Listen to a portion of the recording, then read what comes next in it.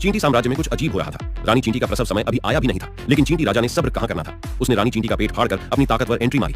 रानी की दर्द भरी चीखों ने पूरे महल को हिला दिया। सारे नेता दौड़ते हुए वहां पहुंचे और जो देखा उससे सबके होश उड़ गए। एक नन्हा लेकिन खौफनाक चींटी राजा खड़ा था। जन्म लेते ही उसने पहला हुक्म दिया, मुझे खाना लाओ। सबकी आंखें फटी रह गईं, लेकिन डर के मारे किसी की हिम्मत नहीं हुई कुछ कहने की।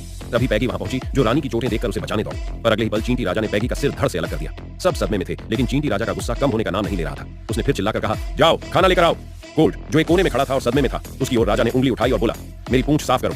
माहौल को थोड़ा हल्का करने के लिए कछुआ बोला, मेरे पास रुमाल है। पर उसे क्या पता था कि चींटी राजा को दया नाम की चीज से कोई वास्ता नहीं। पल भर में कछुए का काम तमाम हो गया।